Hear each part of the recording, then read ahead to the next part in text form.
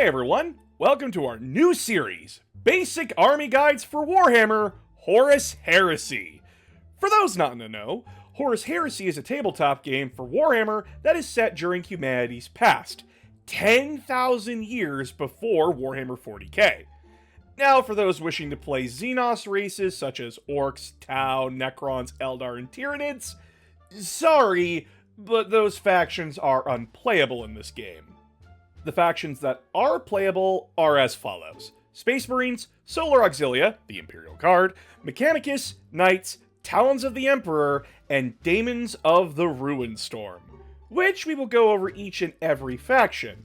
As well, Horus Heresy games tend to be much larger and more complicated than 40k games, as the designers decided to use the original 40k rules format, but cleaned up and streamlined for modern play. Now today, we will be covering the Loyalist Space Marine Legions, which are made up of the Dark Angels, White Scars, Space Wolves, Imperial Fists, Blood Angels, Iron Hands, Ultramarines, Salamanders, and Ravengard. Though, something to know is that all Marine Legions, regardless if they are Loyalist or Traitor, share the same basic units, only having a few Legion-specific ones. So everyone is mostly on the same playing field, unit-wise. We will also not be going over the Legion's fluff, as that is 9 Legions worth of story, and I am not going to sit here for 5 hours when I am just trying to teach the basics. Now, let's get into the Legions. I have no quarrel with you, good Sir Knight, but I must cross this bridge. Then you shall die. Dark Angels are the first Legion, and are extremely unique compared to their fellow Loyalists. Where other Legions only get one special ability, and that's it, Dark Angels get to pick one from a group of 6 abilities. These abilities are the options that Dark Angels get access to, allowing you to build your Dark Angels however you really want.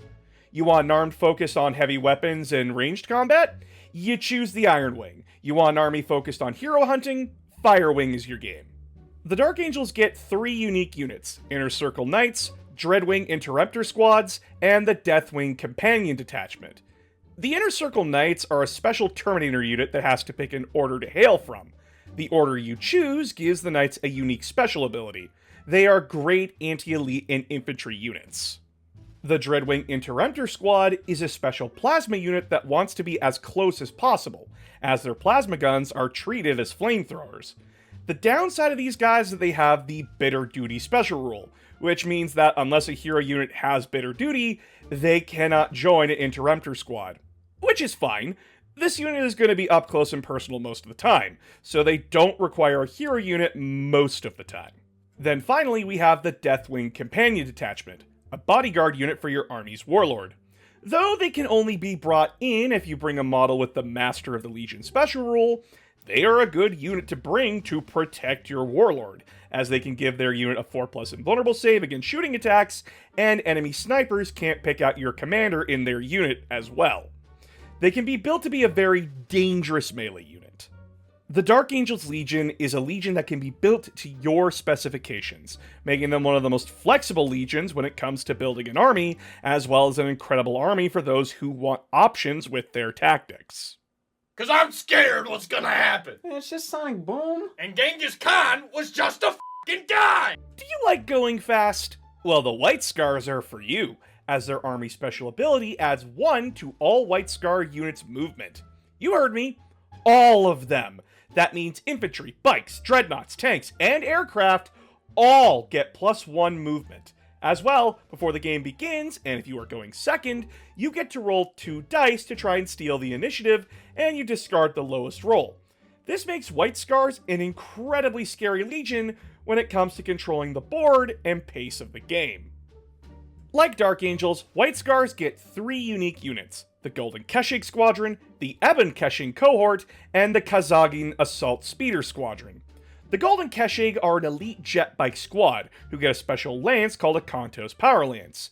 When they charge, the lance may be used in place of all their regular weapons, which gives the unit 1 attack at Strength 10, AP 1. That treats all vehicle armor as 12, gives +4 to their initiative stat, and Brutal 3, which forces your opponent to save each wound the unit causes 3 times instead of once. An extremely brutal and dangerous biker unit.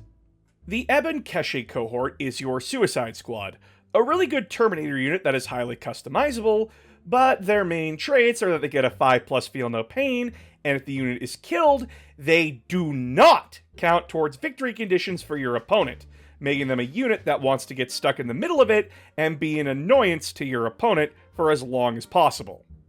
The Kaizagan Assault Speeder is a special land speeder unit, focused on hit and run attacks on infantry and light vehicles. It has the unique ability for vehicles called Firing Protocol, which makes them able to fire off 4 of their guns, which come equipped with 2 Reaper autocannons and a Karis assault cannon, making these some of the very dangerous and fast vehicles in the Horus Heresy. White Scars, at the end of the day, are a fast legion, wanting to take bike squads and fast vehicles to do hit and run style attacks on their opponents, as well as get control of the board and control the flow of the game. Though, don't let that stop you from taking heavier units to support your faster ones.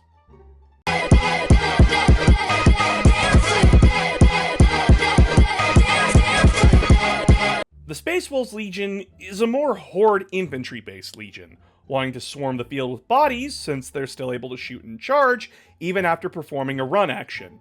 However, should they perform the run action, they can only hit on 6s with shooting attacks. But for units that can't run, like most Terminator units, they get a +1 to their weapon skill stat in a charge. Though if their vehicle's charged, that vehicle gets +1 to their strength modifier until the end of the turn. They get 4 unique units: the Death Swarm pack, Varagir Wolfguard Terminators, Greyslayer pack, and Greystalkers. The Death Swarm pack is an elite unit that can only be joined by a hero unit that has been upgraded to be a Speaker of the Dead or Caster of Runes that are unique to Space Wolves.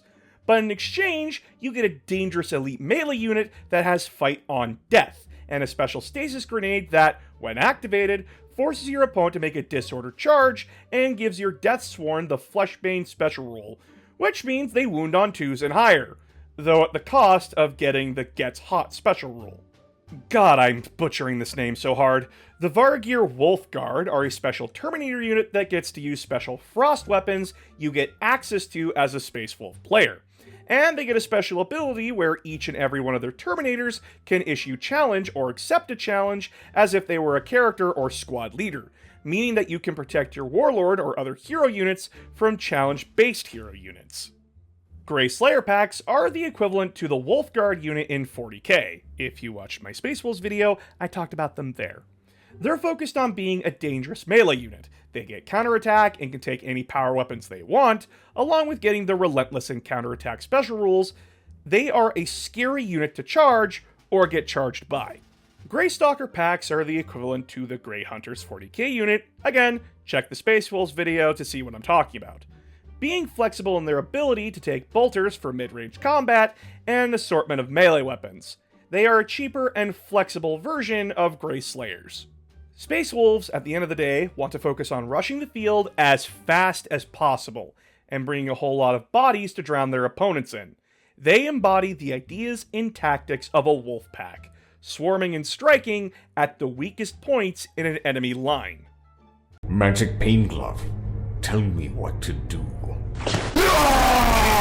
The glove has spoken. Imperial Fists are the Defense Legion, focusing on gun lines made of bolt weapons and auto weapons, as they get +1 to hit with those classification of weapons. They are the most simple legion to understand and play, as they want to be the immovable object on the board.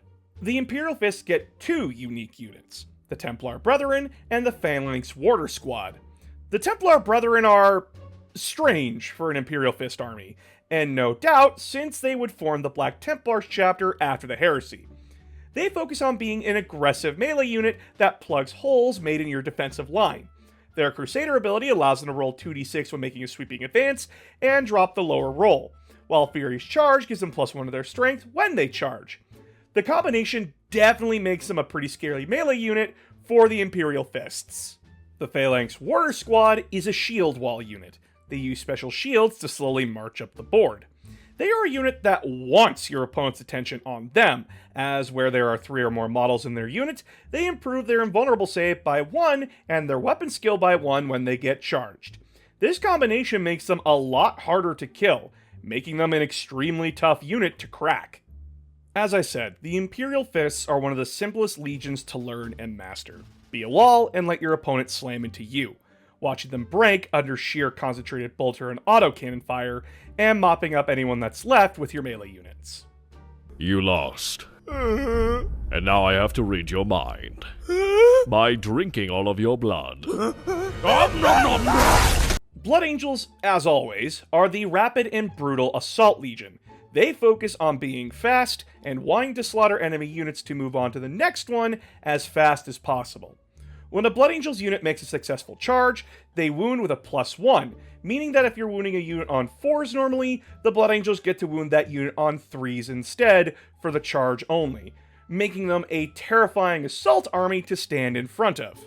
The Blood Angels get 4 unique units: Dawnbreaker Cohort, Crimson Paladins, the Angel's Tears, and the Contemptor Incandius Dreadnought. The Dawnbreaker Cohort feels like an early and more powerful version of Sanguinary Guard from 40k, being a deadly and elite jump pack unit. When they arrive by Deep Strike, enemy units that are within 6 inches have to take a leadership test, and if they fail, they are pinned, making them easy prey for the Dawnbreaker Cohort. Crimson Paladins are the Blood Angel Special Terminator unit. They focus on tearing apart swaths of infantry, and if they are outnumbered, they get varying feel no pain buffs, depending on how outnumbered they are. They also reduce wound rolls against them by 1, making them a fast, tough, and dangerous murder tornado. The Angel's Tears are a mid to close range jump pack unit. You can either build them to be a shooting unit or a melee unit using heavy chainswords. They also have the sole access to a special radiation grenade launcher that, when a target fails its armor save, that unit's toughness is reduced by 1 for the rest of the game. The Incandius Contemptor Dreadnought is a scary bastard, as it is a dreadnought that can deep strike by itself. However, if you choose not to deep strike it, you can instead, once per game, make its movement 12 inches and give it extra attacks when it charges. This thing is a straight up murder tornado, which accurately describes the entire Legion. The Blood Angels, like the Imperial Fists, are straightforward. A rapid assault force that wants to hit as fast and as hard as possible. Assault pack units are your best friend in this Legion, as well as drop pods. Bite my shiny metal ass. It doesn't look so shiny to me. Shinier than yours, meatbag. The Iron Hands are the mechanized Legion. Your opponent gets a hard -1 to their weapon strength when targeting your infantry, your vehicles get It Will Not Die 6+, meaning that at the end of each of your turns, you roll for each vehicle that has taken damage, and if your roll is 6, you restore your vehicle's HP. This makes Iron Hands a tough and durable Legion on the table. Sadly, the Iron Hands only have 2 special units, the Gorgon Terminator Squad and the Medusan Immortals.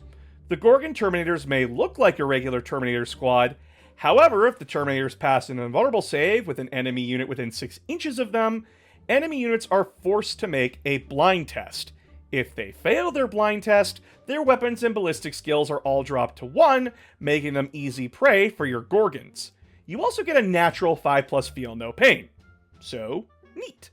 Medusan Immortals are a shield wall unit, focused on being tough and annoying, that sits on objectives and holds choke points. They have the Bitter Duty special rule, however, meaning that no heroes can join them unless those heroes themselves have Bitter Duty.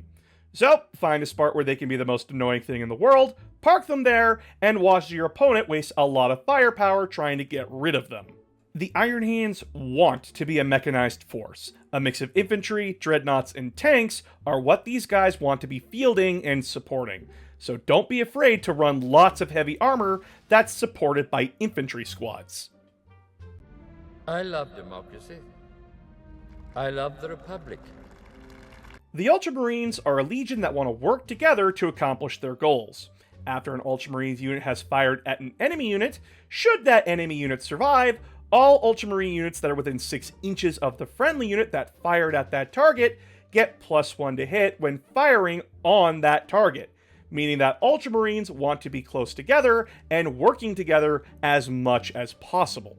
Ultramarines get 2 special units. Technically 3, but that unit isn't in the main book, so we aren't talking about them. The Invictaris Caesarian Squad is a unit that wants to be escorting your warlord, as they can't even be taken unless you have a model with Master of the Legion, which has to be your warlord. If you do take them, however, they give every Ultramarine +1 to the leadership while within 6 inches of them, making them a unit that wants to be the centerpiece of your army. The Praetorian Breachers are a pure melee shield squad, being equipped with boarding shields and power swords. These guys want to be the frontline forces of your army, protecting the range units behind them and holding enemy units down so your more vulnerable units can reposition. Each member of the squad can also accept a challenge, meaning they also want to bully your opponent's challenge-based heroes. The Ultramarines, much like their inspiration of the Roman legions, want to be a tight-knit fighting force, being close together to support each other and cover each other's units' weaknesses as best as possible. This kind of ability makes Ultramarines one of the more flexible legions on the table. This is the rebellion! Stop putting people on fire! You can't stop me! You intend to take me dead! Your ways are outdated. Stop burning witches. The Salamander's Legion wants to be a close-ranged army, using flamethrowers and meltaguns to burn or melt anything in their path. Their ability makes flame, melta, plasma, and volkite weapons -1 to wound them, and if any Salamander's unit loses a wound but is still alive, they get It Will Not Die 6+. Pretty neat, but also pretty situational. Salamanders also only get 2 special units, Fire Drake Terminators and Pyroclast squads. Fire Drake Terminators are one of the very few units granted a reroll ability, being able to reroll hit rolls of 1. As well, they are extremely tough, as they can take Storm Shields, granting them a 3+ invulnerable save, and being able to take Thunderhammers for whole squads. It makes them one of the scariest Terminator units in the game. Pyroclasts are a close-ranged flamethrower unit that can switch to meltaguns. The unique ability for their flamethrowers is that when rolling for Overwatch, instead of D3 auto hits per flamethrower, it's D6 auto hits instead. Their armor also gives them a 5+ invulnerable save against plasma, flame, volkite, and melta weapons. A fun, but again, very situational unit. The Salamanders are a slow-moving, close-range legion, wanting to tough out the worst of the worst as they march up the field. Much like a fire, slowly consuming the board. Though their main ability can be a bit of a pain, as not every army is going to run weapons that Salamanders have an advantage against. Don't stare into the abyss, Anne. After all, it stares back. Ravengard are the Stealth Legion, wanting to be sneaky and make it harder for your opponent to see or hit you. Their army ability is a strange one, as it varies from unit type to unit type, as you can see here. Any infantry gets the Talon ability, any heavy units get the Falcon ability, and any fast attack or planes get the Hawks ability. The Ravengard, just like the last 3 legions, get 2 special units, the More Deathened Squad and the Dark Fury Squad. The More Deathened Squad is a special scout unit that wants to harass the enemy from afar. Though they can be built for melee, you'll probably be using them as snipers, since their special ability allows them to get a 4+ to rend targets once per game, and killing enemy heroes is these guys' specialty. The Dark Fury Squad is the elite jump unit for Ravengard, and they want to find and exploit gaps in your opponent's army and hunt down vulnerable units and heroes. When they charge, they get +1 to their initiative and get precision attacks on 6+. Their claws also give free rerolls to wound rolls and go through enemy armor on 5+, regardless of what it is, making them a fairly scary, fast, and dangerous unit to field. Ravengard, at the end of the day, want to run fast and stealthy units most of the time. They focus on hitting hard and making it extremely hard for your opponent to respond properly. Playing the angles and hiding is your best friend with this legion. And those are the Loyalist legions. Each one has a unique and fun way to play Marines, and offer up a wide variety of playstyles and strategies you can get into. Yeah, some legions feel like they got way more love than others, but each legion has tons of their own unique weapons, equipment, and customization options that really help make up for it. When we come back, we will be looking at the other side of the heresy, the Traitor Legions. Don't forget to like, comment, and subscribe, and in the comments, tell me what your favorite legion is. And I'll see you all next time. Oh, and don't forget to subscribe to the Patreon. You get to see videos a week early before they come out here on YouTube.